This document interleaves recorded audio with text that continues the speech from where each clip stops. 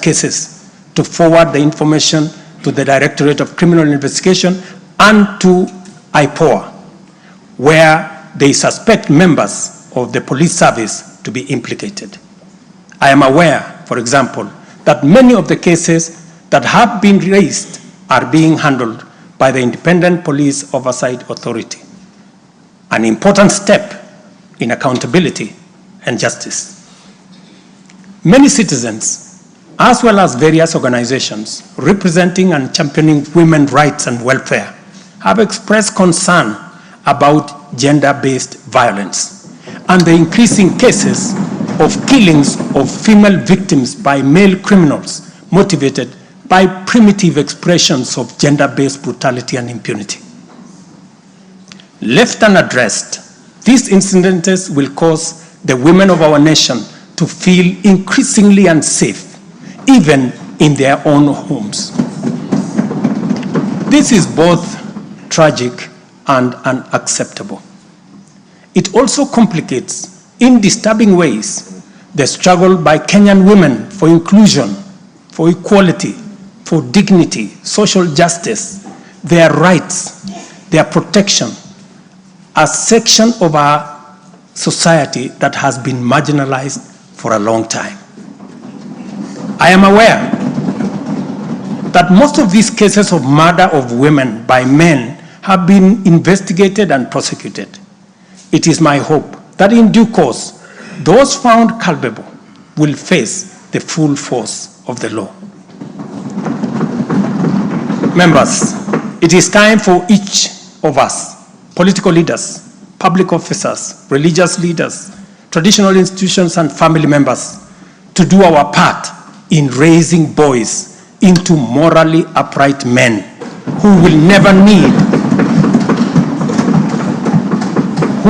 need to affirm their masculinity at the expense of women, but instead contribute to making our society just, safe, equal, and inclusive. I appreciate women leaders who have taken time to engage me and propose solutions to address this issue.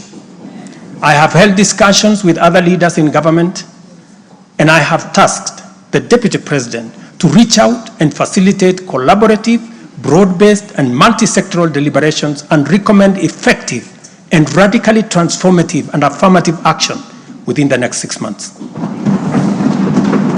This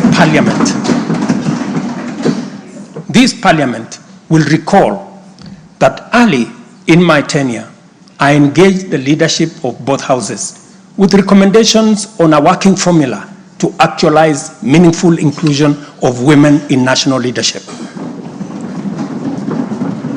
We must seriously question the drivers and the motives of resistance and reluctance to take the next step in actualizing the 2/3 gender rule. We must call out those who continue to sabotage this right of women to contribute to the governance of our nation. Women are not second-class citizens. They deserve equal representation at all levels.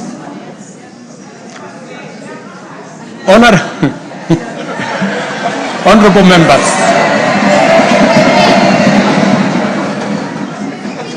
without a doubt, honorable members, without a doubt, every shilling of our national revenue matters and must be used to deliver maximum value to Kenyans.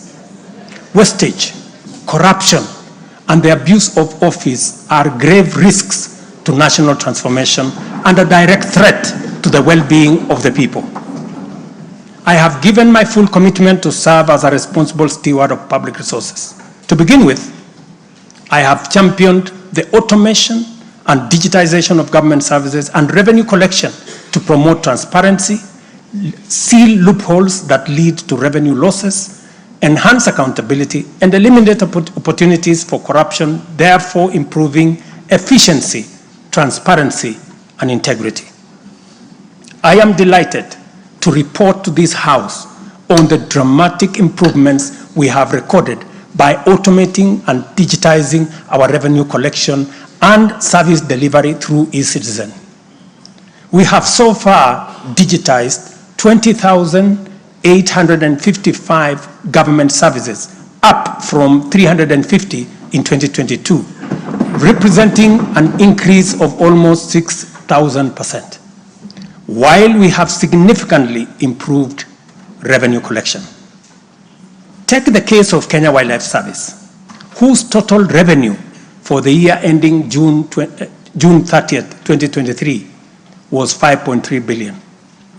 But after implementing a digital revenue collection system, the revenue grew to 7.6 billion in the year ending June 30th this year, representing a 43% increase.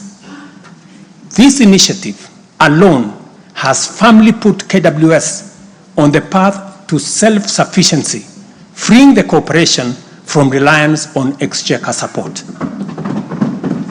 I commend the teams at KWS, as well as all other government institutions that have leveraged technology and the digitization process to improve revenue collection.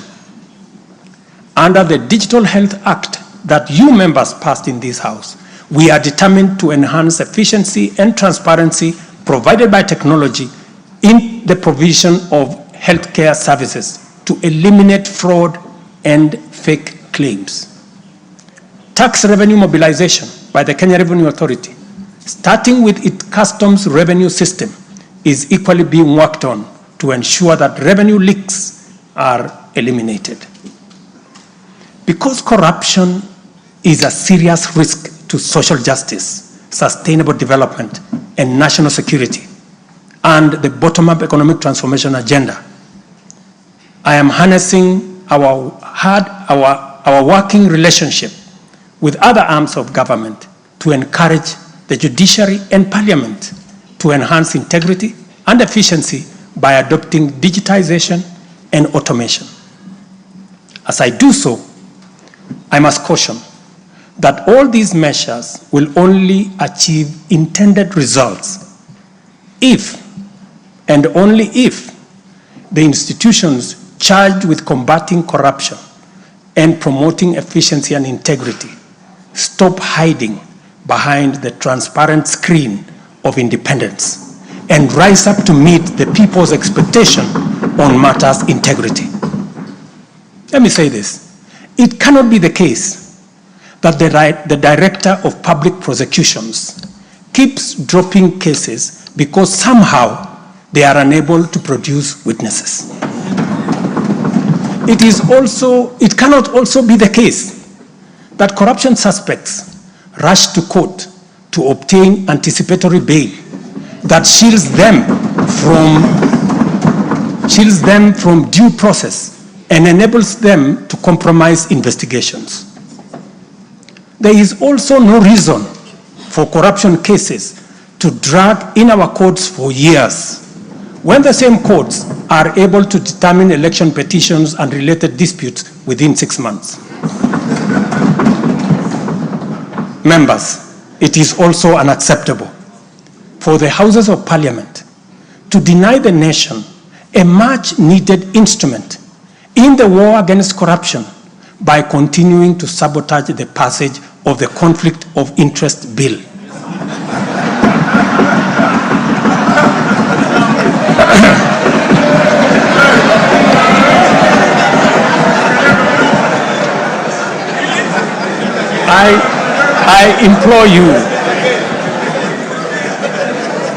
I implore you, honorable members, to stop dragging your feet on this bill, unless, my friends, there is a conflict of interest in the passing of the conflict of interest legislation.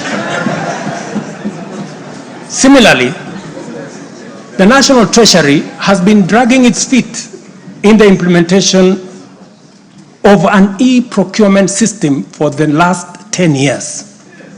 Today, I have directed the National Treasury to roll out the e-procurement system by the end of the first quarter of 2025 and ensure that going forward, only procurement undertaken through this system is sanctioned and paid for. Of the many difficult assignments I have undertaken, this fight against corruption is one I now take on with resolve going forward. Let this serve as notice to all. Independent institutions charged with this responsibility must up their game, pull up their socks, and match up to the expectations of the people of Kenya. Honorable members, I have stated in the past and now reiterate today that in the face of undisputed evidence or credible information on corruption, I will not hesitate to take decisive action.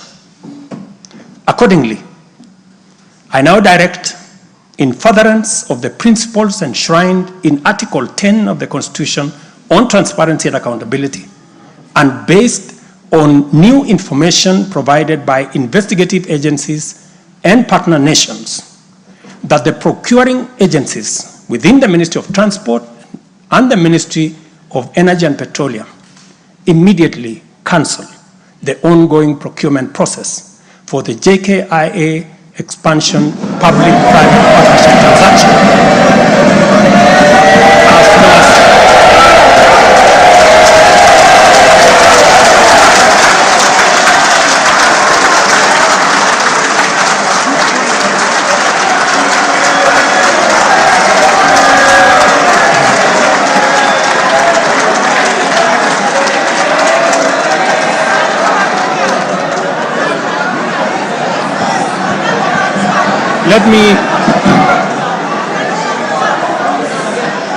Let me repeat this for clarity. I have said that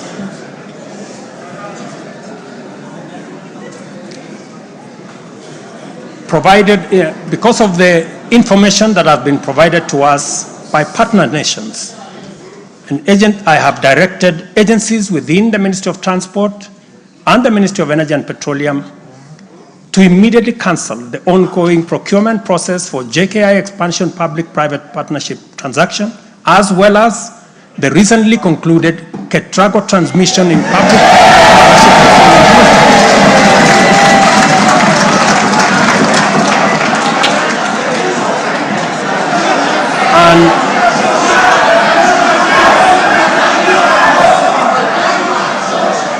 and immediately commence the process of onboarding alternative partners, because these are important projects. Honorable members, the work of taking our nation forward is our collective responsibility as citizens. For this reason, we value the contribution of all, whether they come in the form of support or encouragement, suggestion or proposal, criticism or protest. I believe that the most powerful component of leadership is listening and learning. Therefore, I engage with you and listen to all citizens, their elected leaders, public officers, administrators, teachers, and other professionals, learners and the youth, farmers, fisherfolk, pastoralists, traders, craftsmen, artisans, nurses, doctors, community health promoters, and workers across all types of sectors in every sector. I listen too to religious leaders, the civil society, industrialists, entrepreneurs, and professionals. Their contributions and everyone else's have my full attention and commitment to respond through positive, affirmative action that takes the national transformation endeavor forward. I commit to continue listening and acting, to engage, debate, deliberate with you, and to take your input into consideration in serving our nation. By design, the bottom-up economic transformation agenda is defined by its capacity to elicit feedback in the course of implementation and incorporate the same in making improvements and further progress. With every input from stakeholders, our ability to drive progress increases. By listening to you and to every Kenyan, I am able to serve this nation better. As we take part in this necessary discourse, I want to make one thing very clear. I am fully invested in the success of the strategies, policies, programs, and projects under our plan. For this reason, I am committed to do all it takes and work with every willing Kenyan until we succeed, because failure is not an option. Given the challenges our nation has faced, it has become clear, honorable members, that overcoming these obstacles requires the collective energy, the collective wisdom, ideas, and goodwill of Kenyans of all political, cultural persuasions, religious beliefs, and walks of life. The wisdom of entrenching national unity and inclusivity as a national value in our Constitution is clearly evident. Our diversity is our source of power. And this moment in the history of our nation calls for radical collaboration to transcend our challenges. We do not have the luxury of magnifying our differences. It is time for all of us to pull together and usher the nation into the future of our dreams. With this in mind, I initiated extensive consultations with leaders from across all divides, public and private. Through these engagements, we resolved to reimagine unity and inclusivity and harness the full potential of our nation through bipartisanship, which culminated in the formation of the broad-based cabinet. The imperative to accommodate the contribution of leaders across the aisle inspired us to constitute the broad-based government, a partnership based on shared purpose and premise on a commitment to bring our national values into action to turbocharge the implementation of the transformation of our nation. Being a farmer myself, transformation is like farming. A lot of resources are invested in plowing the land and planting the seeds, after which there is nothing to see for all the work except stretches of bare earth. Impatience might lead to anxiety and lamentation of the waste of effort in seed buried in the earth.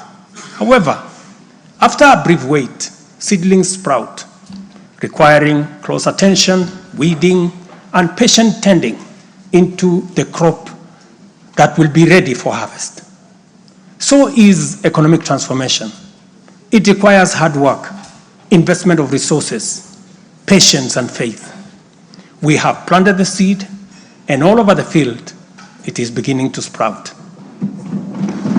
While admittedly there remains much to fulfill, our collective hope to deliver the national economic transformation that this nation so dearly deserves is on course.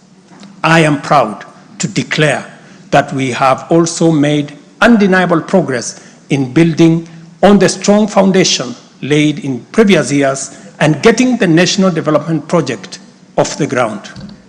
Honorable members, from the reports that I have the honor to table for your consideration and debate, there is reason to be optimistic that our forward march is unstoppable and that our capacity and commitment to live and work by our national values and principles of governance are stronger than ever before. Our nation is a proud member of the international community, making our contributions to the global progress boldly and with great determination. We stand collectively facing the dawn with confidence that our expectations of a bright daylight is not in vain. In summary, honorable members, and all fellow citizens, the state of our nation is resilient. And now, honorable speakers, it is my pleasure to submit to Parliament the following 3 reports as required by the Constitution. Number 1, is the report on all measures taken and progress achieved in the realization of national values. The second, report on progress made in fulfilling the international obligations of the Republic of Kenya.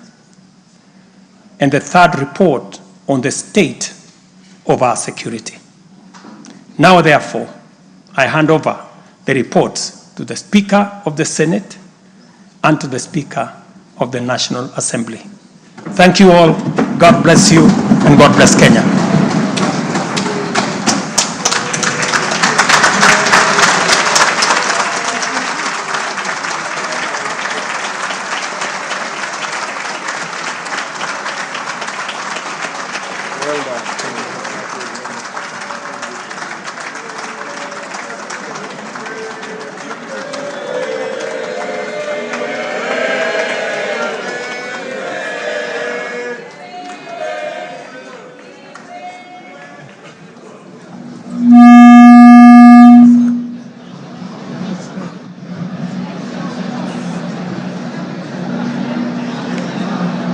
Order, honorable members, Your Excellency the President, the Right Honorable Speaker of the National Assembly, honorable members, distinguished guests, please be upstanding.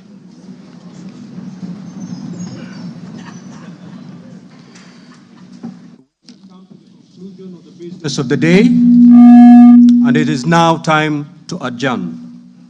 The Senate stands adjourned until Tuesday, the 26th of November, 2024 at 2:30 p.m. in the Senate chamber. Honorable members of the National Assembly, the National Assembly now stands adjourned until Monday, 25th November 2024 at 2:30 p.m. May I also take this opportunity on Monday. I repeat, the National Assembly stands adjourned until Monday, 25th November 2024 at 2:30 p.m. May I take this opportunity to invite all honorable members and our guests to a reception at the Parliament courtyard. May I also request all of you honorable members and our guests to remain standing in your places until the procession of His Excellency the President and the speakers of the two houses leave the chamber.